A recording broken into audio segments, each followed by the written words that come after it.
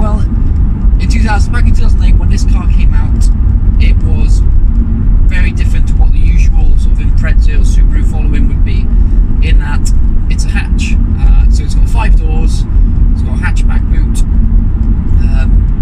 usual sort of 4-wheel drive system. So this car produces 300 horsepower, 0-60 in about 4.8 seconds. Let's just say it doesn't really hang around. You put your foot down, it just goes. It's immediate grip in all weather, almost, I would say. Today is sort of fairly dry, I would say. A bit slimy in some areas where it's obviously rained overnight. But yeah, fairly dry, which is doesn't make any difference anyway. Like I said, it will grip in any sort of condition. So yeah, the reason, so I think this particular car was probably more appealing to a slightly older generation than the usual sort of Subaru Imprezas used to sort of market at. And the reason for that, obviously, like the 5 doors, so if you've got a family like myself, or even if you just want to ferry people around things, or you just want a really cool hot hatch, then this is like the perfect car almost, isn't it? Almost like a perfect daily. So yeah, so it's got the 5 doors, it's got a decent boot. I think it's about 290, 300 litres, something like that. So yeah, decent size, slightly smaller than the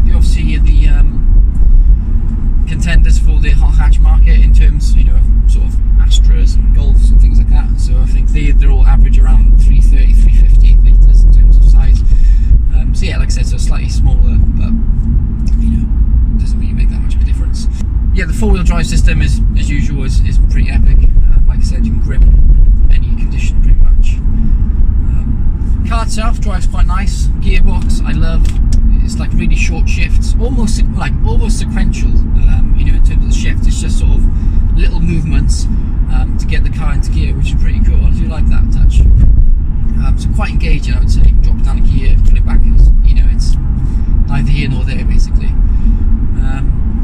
Interior-wise, it's Japanese, so don't get me wrong, it's not really going to be sort of blow your mind in terms of your sort of German counterparts, etc.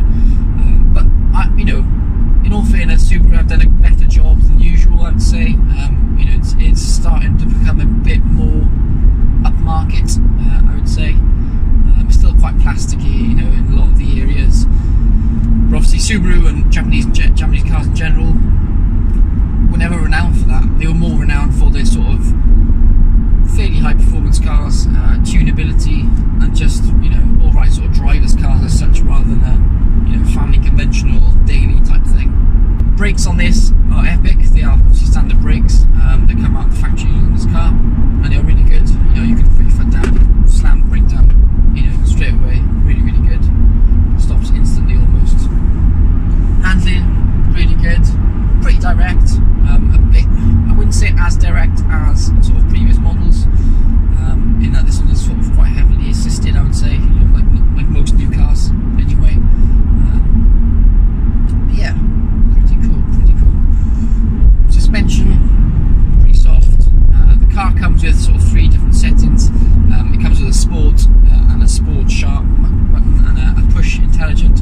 So the push intelligent button is for sort of all-weather driving, so where the weather changes quite frequently and you're driving on sort of different surfaces as well. So if you're driving on tar park and then you're going back to gravel and then you're going on to like dirt or something like that, it's quite clever, and it sort of knows and sort of tweaks the car slightly into what you need it for.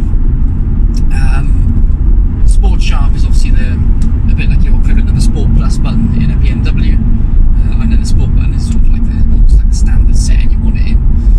In terms of seats, these seats are nice, really comfortable. They're sort of like a leather and I would say Alcantara or suede type variant, so sort of like a mix and match, which is quite cool. What I do like as well is the sort of quad exits. So quad exhaust exits at the back, makes it look really aggressive, along with the sort of diffuser. I think it really finishes off the car. I would say there's some slight subtle changes to the bodywork, so a slightly wider track as well, which makes it look quite aggressive. There's various ducts and little vents and things that you sort of pick up on. There's a little spoiler at the back as well, which really finishes this car quite nicely. And I would say it's over the top, in terms of if you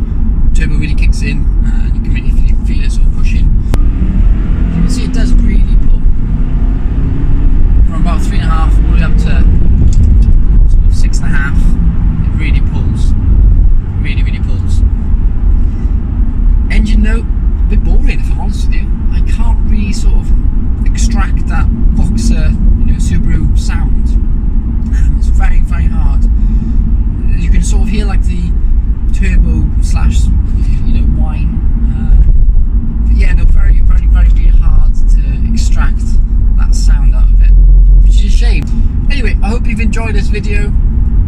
Thanks again for tuning in and watching it. Massive thank you again to Ron Road Cars for lending me the car for a couple of hours to be able to do this review. Make sure to go over to their website. I'll put links in the description below. They've got some really good sort of finance rates if you're thinking of financing the car, which is what the mould will do. This car is currently for sale